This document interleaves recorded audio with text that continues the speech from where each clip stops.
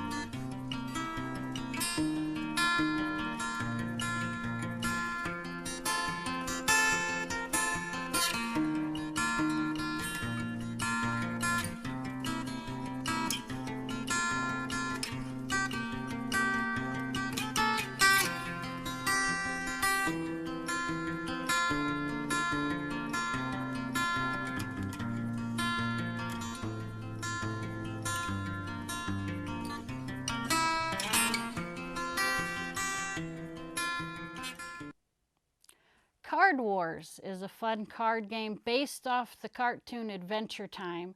It's a game that they played in several episodes of the cartoon. I recommend you play the app. It's on the Play Store.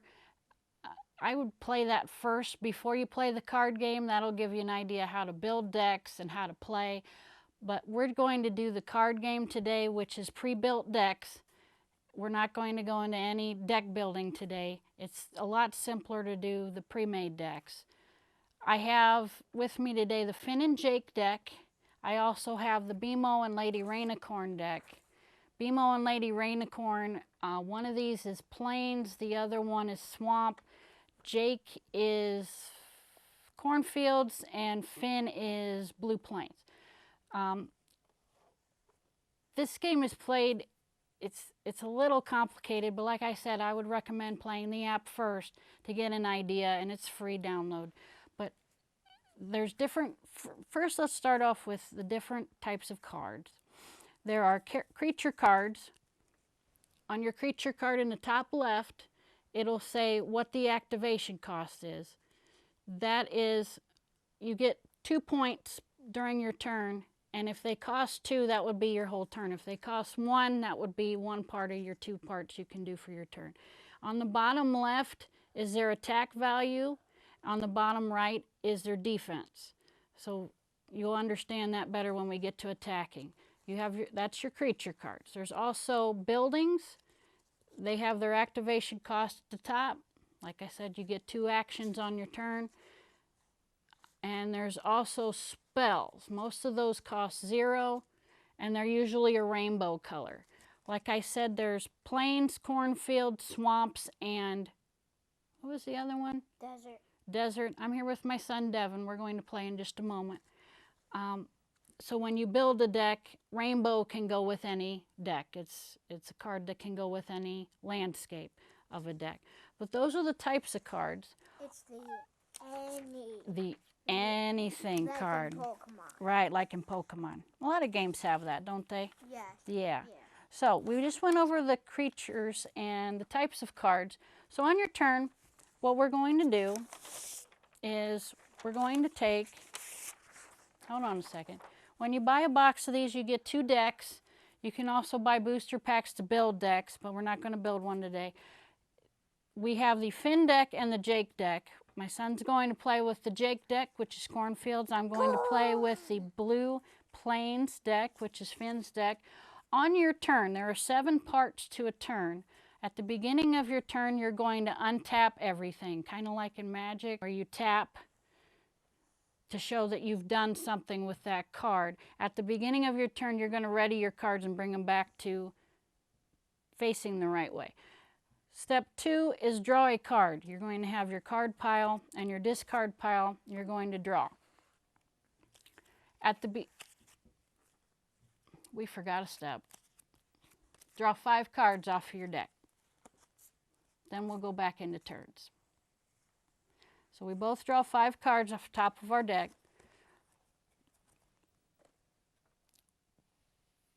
So back to step 1, we ready our cards because last turn we possibly already used them. Then we draw a card. I'm going to go first, draw a card. Third part of our turn is you have 2 actions to spend. Remember I said the action cost on your card, some of them are 2, 1, and 0. Those are your 2 points that you can spend on actions.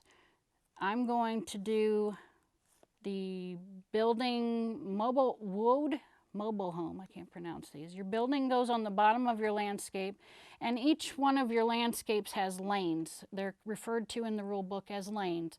So when you put a creature down or a building down, you want to put it opposite the other person's creature or building so that they can fight. If your monster is not across from somebody that they can fight, then that attacks the player, and the player has so many hit points, which we'll get to in a moment. And if you defeat that player's hit points, then they're done, and the other person wins. So that was my 1 of 2 points, the Woad Mobile Home. And I'm going to save my other point for later. Step 4, floop. Some cards allow you to floop them, which means you would turn them to the side and do what it says on the card. It says here, my floop would be move a creature in an adjacent lane to this lane if the lane is empty. I can't do that right now, so I'm not going to floop, but that's the time you would do a floop. 5, spend 1 action to draw a card, and I may play the card that I just drew. I'm going to play, my second point is the pig. He may floop, but I already passed my floop phase. Now it's time to fight. We're just going to pretend. I have to tap him or turn him, and then he does 1 damage, which is the attack part on the card. So now Devin has just taken 1. Player has taken 1. Because I can, but I'm sorry, it's a demo. It's okay. I know. Why? Now it's your turn. End of turn. So start of your turn, ready your cards. You don't have any to ready. You draw a card. You draw 1 card. You have 2 actions to spend, and your cost is on the top left corner of the card. Okay. 2 actions to spend. I am using both of them. You're going to play a 2-point card to bring out the Cornator. When Cornator enters play, deal 1 damage to your opponent for each cornfield landscape you control. And you have 4, so I, player, take 4 damage. We're going to use these little beads, or you can use dice to keep track. Attack phase. Right, and then it's your attack phase. Okay, well, let's go through the steps so everybody at home knows. So you spent your 2 actions. Can you floop anything? No. Spend 1 action? No. To draw a card? No, because you used 2. Then you may fight. So now you're going to attack me. For 2. You have to turn your card. Your creature attacks me. My defense is 4. Your attack is 2. So I take 2. Once I've taken 4, my defense is 4. Once I've taken 4, that creature's gone. Okay. It's been a little while since we've both played this. Yes. So then, end of turn. Yes, I'm confused too. But we're going, okay. My turn. We reset, which just means we turn our cards. I draw my card. I have 2 points I can spend. I'm going to put out there Suzanne Jin. Blue Plains creature, +2 attack for each flooped creature you control. I'm going to floop my pig and flip over one of your cornfields so you can't use it. And then he gets +2 attack for each flooped creature I control. I'm attacking you for 1. And there we go. As you can see, this game it's pretty fun, but it's a little complicated. I did explain the turn order and how turns work. I hope you enjoy this, and thank you for joining us.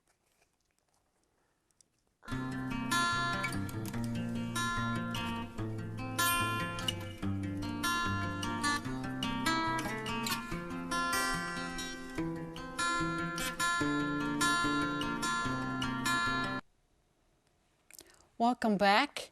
There are a lot of role-play games out there. Terrors and Tactics is one role-play game, and I'm here with a good friend of mine, Chris Johnson, the creator of Terrors and Tactics. Howdy. Thank you for coming on our program today. Well, thanks for having me. Pleasure having you here, as always. And you and I have been playing Dungeons and Dragons for a long time. You've been playing a lot of other role-play games too, but It engages my inner frustrated novelist, you might say.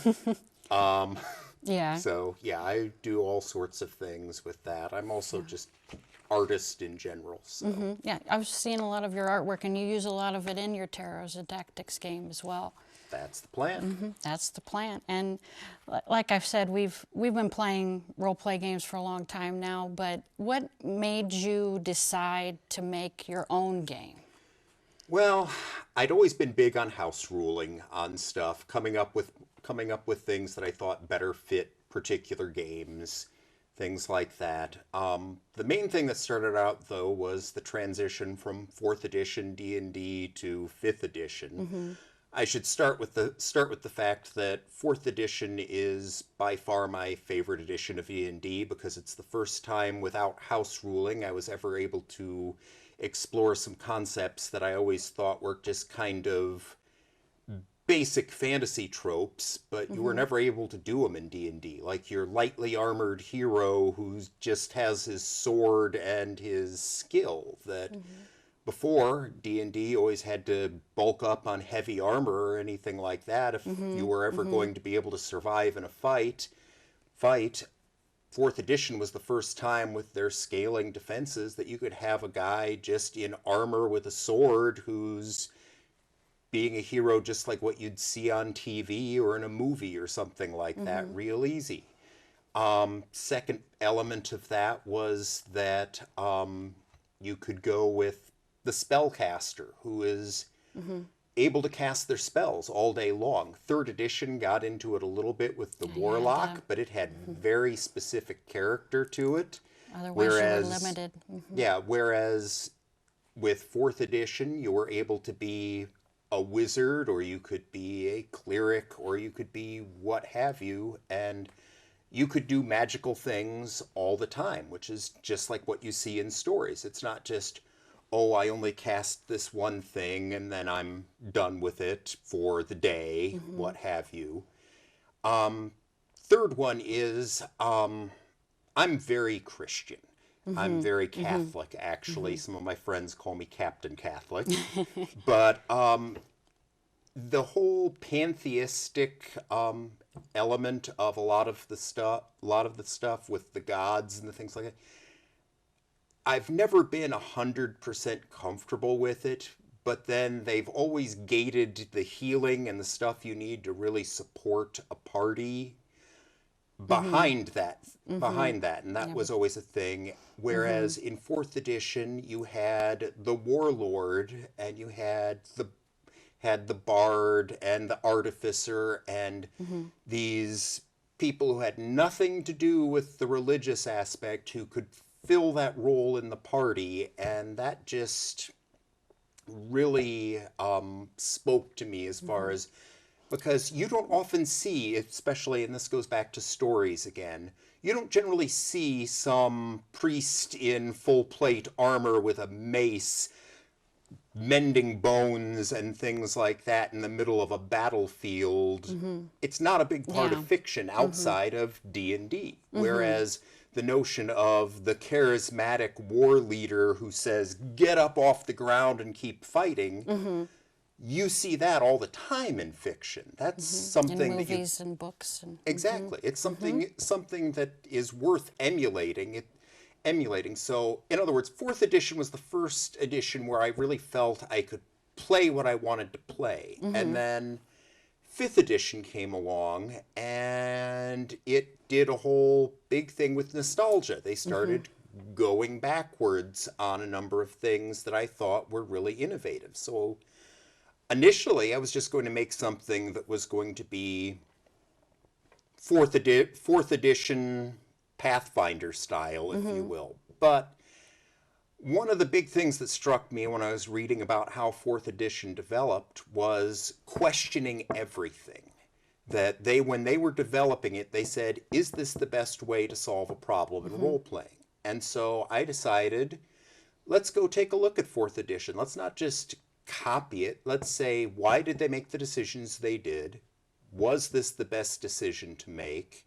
And is there a better way to do it? And if so, let's go with that. So that's kind of where it started, and that's why instead of being out in a couple of months, because I'm basically just taking the thing with a file and filing the numbers off, so to speak, I started actually looking at this, working on the mechanical balance and things like that. And I guess that's the other big thing that with Terrors and Tactics that came out of this was not only was I trying to bring in those elements that I felt were kind of cast aside with D&D, another part of it was the interesting tactical combats. I think that there's something to be said for being able to have a fun get together where, yeah, the battle might take 45 minutes, but everybody's having fun during it because they're getting to do interesting things. So that's another aspect of it. It's why it ended up being called Terrors and Tactics, because the tactics, I think, is a very important element of it, being able to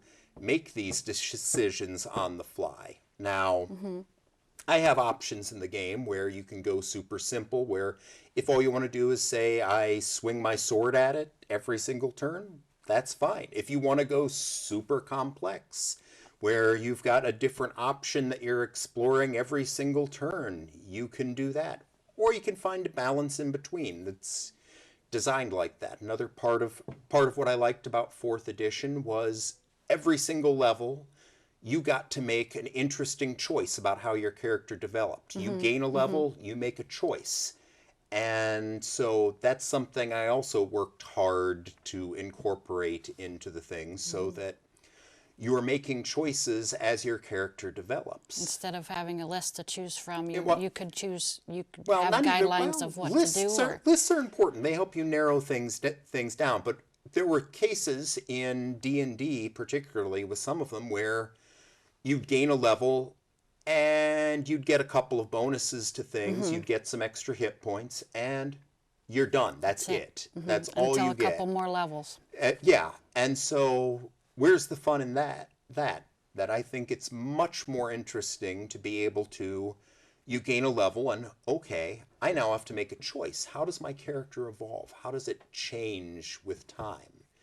And now, that said, another thing going into this with 4th edition was I do think they kind of took some wrong turns with things. I think their focus on narrative things, it was kind of a good idea, but I think it was misguided in the sense that they were trying to turn gaming into telling a story. The thing is, and this is something that stuck with me for years that somebody said was, role-playing is not storytelling. You are not telling a story when you're role-playing. The stories come from talking about what you do when you're role-playing. Remember that time when this happened. That's a story. Having elements in the game that are more narrative focused, things like the once per encounter or things like that type of thing, those kind of almost get in the way of telling a story because they're making it overt that this is a story rather than these are characters in the world and they might be doing something that's interesting enough to tell a story about later. And so as I was developing it, things changed from a much more narrative approach that 4th edition took into a much more simulationist kind of. Essentially, the people get stuff based on real world things. That was kind of another part of it is. Okay. Part of it is you get these things.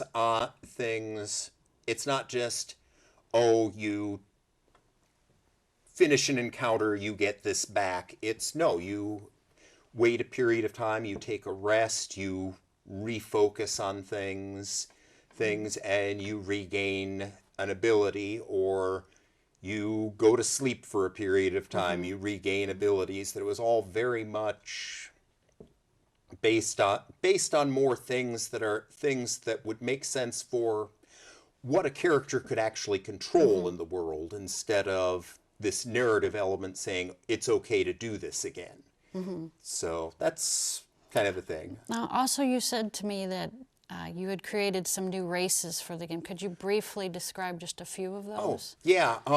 One of the things I started out doing was, this was back with the 4th ed part, was wanting to be able to duplicate every single race that was in 4th edition, so people could actually convert over from it, so they could play what they used to play in 4th edition inside Terrors and Tactics. But along the way, it's like, why not add some other things to it that, again, going back to the typical fantasy type of thing, you'll get stories where you have like your ordinary people getting involved in things, sure, but occasionally you'll get something really fantastic like a dragon or a giant or some sort of mutant abomination that actually is a part of the protagonists of the story. And why should those have to be NPCs? So I started building things into it. One of the big ones is, I call them avatars. They're essentially primal spirits, if you will, but they've got elemental themes, but they take the form of anything from like just a person with elemental abilities to a talking lion to a dragon or a sprite, any of these sort of things that are kind of natural critters in stories, kind of nature themed things. You can play one of those from the start. Why does it have to be something that's kind of In the box. kind of boxed over here in this is GM only material that I wanted to have it be that. Other examples are the Beast Men, where instead of having specific types, I have it as kind of and there's history to it, where they were kind of created to begin with, but that by a previous empire, but that you build the specific type you want. You could be a Minotaur, you could be a Crocodile Man, you could be a Raven Man, you name it, you can use the building blocks of this to create something. The same sort of approach goes for mutants and just any of the other things. I tried to come up with unique hooks for each of them, kind of like the whole thing on all our dwarves are the same, regardless of which system you go into. They all kind of have the Scottish accent with axes and are very gruff. Well, that's kind of boring, so I took it and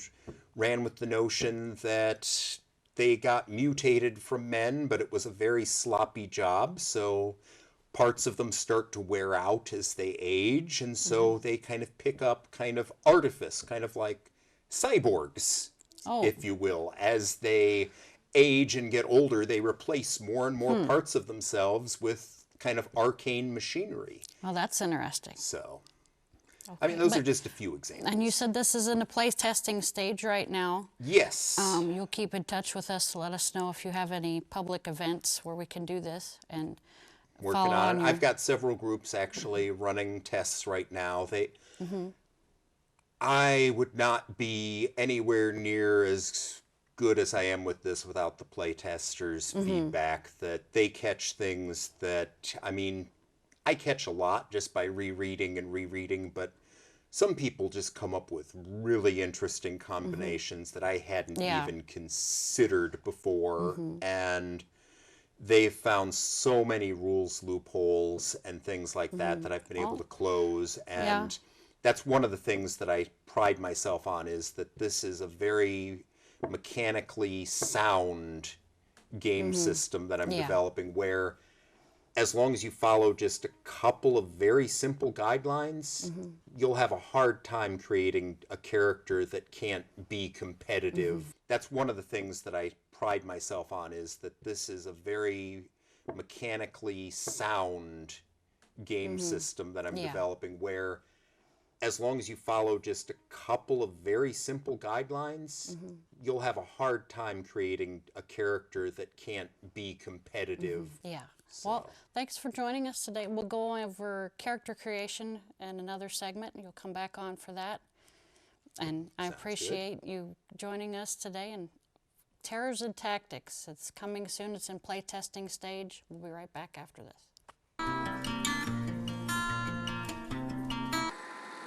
Thanks again for watching Universal Gaming. If you have any questions or comments, feel free to email me at brantp23@yahoo.com. Next time, we will explore the game Flux, which is a card game of ever-changing rules, and we will discuss character creation for Terrors and Tactics with Chris Johnson. Thanks for watching.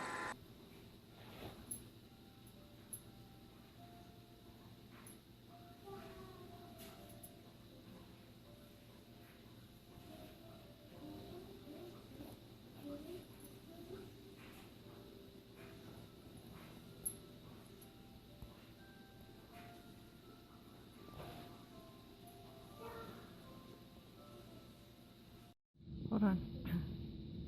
Go down in there and show me. You've got creepers in a TNT house. Hold still. Alright, go fly back up. Evan, fly back out. Look, go off to the side and look at it from afar. Go down a little. That's cool. That would be cool if you could blow it up.